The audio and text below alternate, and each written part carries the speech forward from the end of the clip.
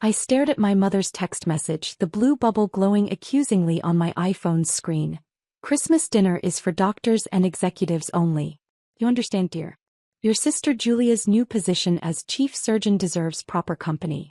Metropolitan Medical Center's executive lounge stretched out before me, its floor-to-ceiling windows offering a panoramic view of the city's snow-covered skyline. From my private office, unmarked and known only to select board members, I watched the hospital's elite staff arrive for the exclusive holiday dinner. I adjusted my simple black dress, choosing to forego the designer labels my family worshipped. My sister Julia's Tesla pulled into her reserved parking spot, Chief of Cardiac Surgery, prominently displayed on the sign. My phone buzzed again. Dad, this time, no hard feelings, sweetheart. But appearances matter. A hospital administrator's assistant wouldn't fit in with the executive crowd. If only they knew that administrative assistant was my cover while I secretly transformed Metropolitan Medical from a failing hospital into the country's leading medical facility. 5 years of working behind the scenes, using shell companies and private holdings to hide my identity as the owner and CEO. Through the glass, I watched my parents arrive.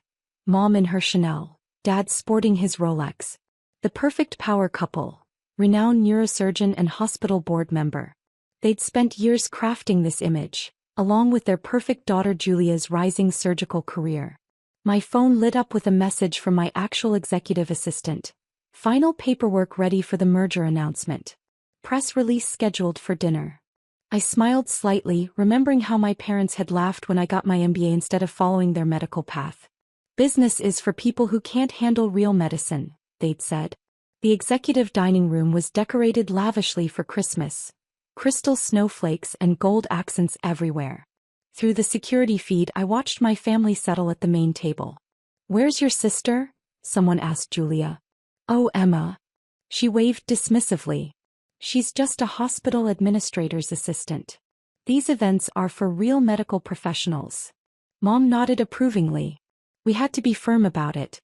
You can't mix social classes at these functions." "Probably filing paperwork somewhere," Dad added with a chuckle. "Or getting coffee for her boss. If they only knew I was their boss." My phone buzzed again. The merger announcement was ready. Metropolitan Medical was about to acquire 5 more hospitals, making it the largest private healthcare network in the state. The press release would reveal its mysterious owner at last. "Ms. Anderson?" My actual assistant's voice came through the intercom. "Dr. Richardson, Chief of Medicine, needs your immediate approval for the merger documents." "Send him to the executive dining room," I replied. "It's time." I stood smoothing my dress. 5 years of hiding, of letting them believe I was a failure had led to this moment. Through strategic investments and innovative management, I'd turned their struggling hospital into a healthcare empire worth billions. The security feed showed Dr. Richardson entering the dining room, tablet in hand. "Excuse me," he announced to the gathered elite. "I need the CEO's approval for the merger." "I'm right here." Dad started to stand, but Dr. Richardson shook his head. "Not you, Dr. Anderson. I need Ms. Emma Anderson, CEO of Metropolitan Medical Group." The room fell silent. Wine glasses froze midway to lips. "That's impossible," Julia sputtered. "Emma's a low-level administrator." "Actually," I said, entering the room quietly, "I own the hospital. All of it." Mom's fork clattered to her plate. Dad's face went pale. "The merger paperwork, Dr. Richardson?" I held out my hand for the tablet. "I believe acquiring 5 more hospitals deserves a proper announcement." 5 more. Dad whispered. "Making us the largest private healthcare network in the state," I confirmed, signing the digital documents. "Though I suppose a low-level administrator shouldn't make such big decisions." "But how?" Julia demanded. "Remember when you all laughed at my MBA?" I smiled slightly. "Turns out business skills can save more lives than a single surgeon. By making healthcare accessible and efficient, we help millions." The PR team's message flashed on my phone. The press release was going live. Around the room, phones began buzzing as the news broke. "Merry Christmas," I said softly. "I believe this dinner was for executives only? Lucky for me, I qualify." The executive dining room crackled with tension as phones lit up everywhere with breaking news alerts. Metropolitan Medical's mystery owner revealed. Emma Anderson's $3.8 billion healthcare revolution. This can't be real, Julia kept muttering, frantically scrolling through the article on her phone. My little sister. The owner? I took my seat at the head of the table. My rightful place is seat. The crystal glasses and fine china seemed to mock my family's earlier dismissal of me as support staff. Dr. Richardson, I addressed the chief of medicine, please share the quarterly results with our guests. He nodded enthusiastically. Under Ms. Anderson's leadership, patient satisfaction is up 85%. Treatment costs have decreased by 40%. Our research department has produced more breakthrough patents in 5 years than in the previous 20 combined. But you get coffee for people, Mom stammered. You file paperwork. A cover, I explained calmly. While you were focused on appearances, I was transforming this hospital from a failing institution into a healthcare innovation leader. Dad found his voice at last. The budget cuts last year, cutting executive benefits, were my decisions, I confirmed. Redirecting funds from luxury perks to patient care seemed logical. Though I believe, Dad, you called it short-sighted penny-pinching by bureaucrats. Julia's face had turned an interesting shade of gray. My department's audit revealed some concerning practices, I finished.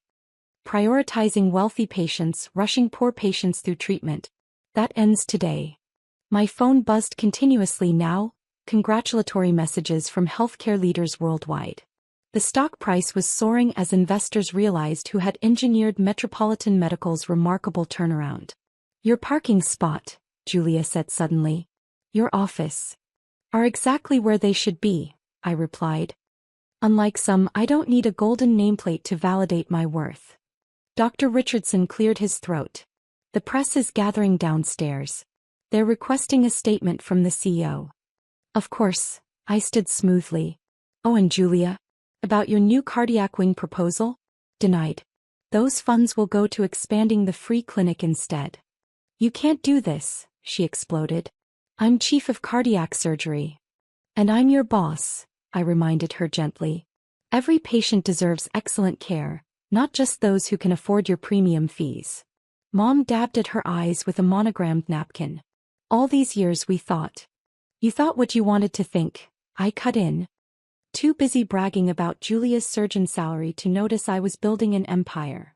My assistant appeared at the door. Ms. Anderson? The governor is on line 1 about the state healthcare initiative. Dad's hand trembled as he reached for his wine. The initiative, that's $1 billion project. Which Metropolitan Medical will now lead, I confirmed. Turns out an MBA can impact more lives than a scalpel. The room had grown uncomfortably quiet, the other executives watching my family's fall from grace with poorly concealed interest. What happens now? Mom whispered. I checked my watch, a simple timepiece that cost more than Julia's Tesla. Now, the merger goes through. 5 more hospitals join our network. And this hospital's culture changes, dramatically. Meaning? Julia demanded. Meaning merit matters more than social status. Patient care matters more than executive privileges. I smiled slightly. And family connections no longer guarantee position. The color drained from Julia's face as she understood the implication. Her protected status as the founder's daughter had just evaporated. You'd demote your own sister? Mom gasped.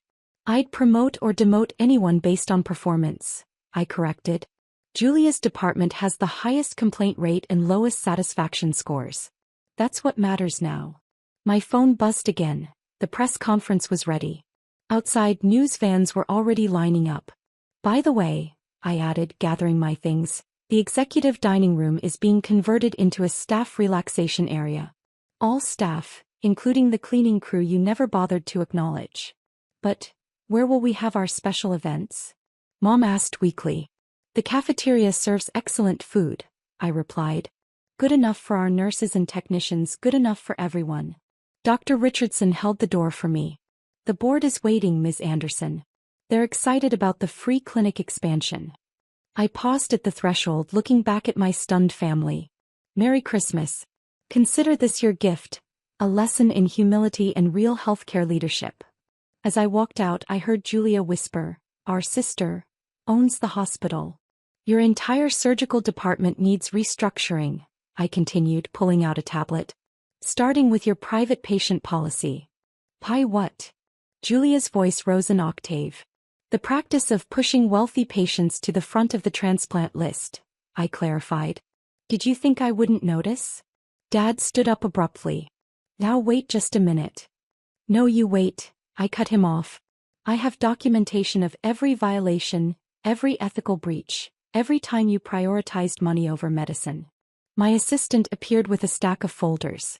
"The audit reports you requested, Ms. Anderson." "Thank you, Sarah." I started distributing them around the table. "You'll find detailed records of departmental misconduct.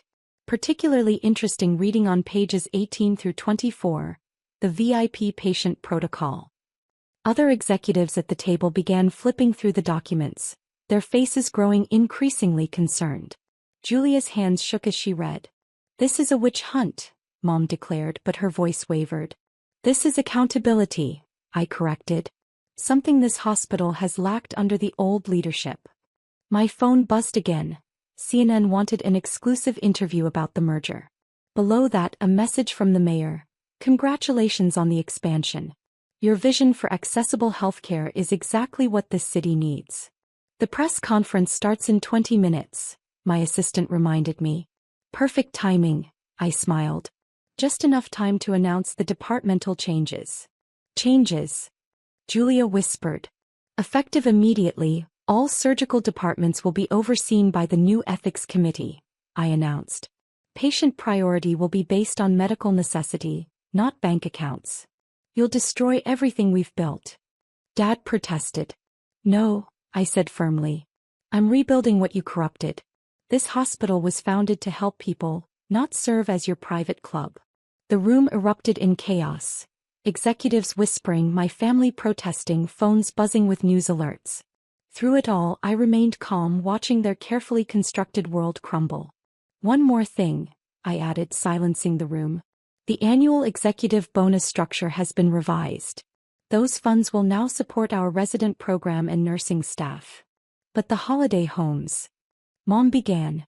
"We'll have to wait. I believe saving lives matters more than vacation properties." I stood, smoothing my dress. "Now if you'll excuse me, I have a press conference to attend. Time to show the world what real healthcare leadership looks like." As I walked toward the door, Julia called out, "Emma, please. We're family." I turned back one last time. "Family? Funny. That didn't matter when you thought I was just an assistant. Now if you'll excuse me, this coffee girl has an empire to run." 3 months later, Metropolitan Medical Center was unrecognizable. The executive wing had been converted into an expanded pediatric unit, the luxury boardroom transformed into a state-of-the-art emergency care center. I stood in what used to be the VIP lounge, now a bright waiting area where patients of all backgrounds received equal care. The morning sunlight streamed through the windows, illuminating the new mission statement on the wall: "Excellence in healthcare for everyone." "Ms. Anderson?" My assistant appeared at my side. "Time magazine is here for the Healthcare Innovator of the Year interview. And your family is waiting in your office." I checked the security feed on my tablet. Mom, Dad, and Julia sat in the simple but elegant office that had replaced their former luxury suite. They looked different, humbled. Julia wore regular scrubs instead of her customized designer ones. "The quarterly reports?" I asked. "Patient satisfaction at record highs. Treatment costs down 45%. The free clinic has served over 10,000 new patients." She paused. "Dr. Julia's department actually shows improvement under the new protocols." I nodded, unsurprised. My sister was a talented surgeon when she focused on medicine instead of status. The walk to my office took me through the general treatment areas. No more separate wings for wealthy patients. Doctors and nurses nodded respectfully as I passed. They'd learned that their CEO noticed everything from the cleanest floors to the kindest gestures. "Emma," Mom started as I entered but faltered at my raised hand. "Dr. Richardson has submitted his reports," I said, taking my seat. "Would you like to know what they say?" They exchanged nervous glances. Julia's surgical success rate has increased 30% since implementing standard protocols, I continued. Turns out treating all patients equally improves overall care. Fascinating. You were right, Julia said quietly. I'd lost sight of why I became a doctor. And the hospital? Dad asked. The changes you've made have made us the leading healthcare facility in the country, I finished. Our model is being studied nationwide. Turns out compassion is good business. Mom twisted her hands in her lap. We've been doing a lot of thinking. About how we treated you. About what really matters. 3 months is a long time to reflect, I acknowledged. The period since the Christmas revelation had been transformative for everyone. I gave up my private practice, Dad said suddenly. I'm working full-time in the general surgery department now. Regular hours, regular patients. I know. I pulled up his file on my tablet. Your patient feedback scores are impressive. Amazing what happens when you focus on healing instead of billing. Julia leaned forward. The resident program you started, teaching young doctors to balance medicine with ethics, it's brilliant. Unlike some, I gave them a pointed look. I believe in lifting others up, not pushing them down. My phone buzzed. Another hospital group wanted to implement our model. The governor was calling it the future of healthcare. We were wrong, Mom said softly. So terribly wrong. About you, about medicine, about everything. Yes, I agreed simply. You were. Can we? Julia hesitated. Can we start over? Not as hospital royalty, but as people who genuinely want to help others. I studied them carefully. The arrogance was gone from their postures, replaced by something that looked like genuine humility. The free clinic needs volunteer surgeons, I said finally. Weekend shifts, no special treatment. Interested. Their eyes lit up with hope. And you, Mom? The patient advocacy program needs coordinators. Real work helping real people navigate their care. She nodded eagerly. Yes, anything. One chance, I warned. Prove you've really changed. Thank you, Dad whispered. For not firing us when you could have. I believe in second chances, I replied. Like the chances we give our patients every day. My assistant appeared at the door. Time magazine is ready. And the children's ward is asking if you're still reading stories this afternoon. I smiled. My favorite part of the week. Of course. Tell them I'll bring new books. You read to the patients? Julia asked, surprised. Every week. Unlike some people, I believe CEOs should know who they're really serving. As my family stood to leave, I added, Sunday dinners resume next week. At the hospital cafeteria. If you want to know how your staff lives, eat where they eat. They nodded, understanding the lesson. Oh, and Julia? I called as they reached the door. That cardiac research proposal you submitted? The one focused on treating underprivileged communities? Proved. That's the kind of thinking we need. Her eyes welled up. Thank you for showing me a better way. After they left, I walked to the window looking out at the city we served. Below, a family was entering the free clinic. The kind of patients who would have been turned away 3 months ago. My phone buzzed with another message. Metropolitan Medical named #1 hospital in patient care.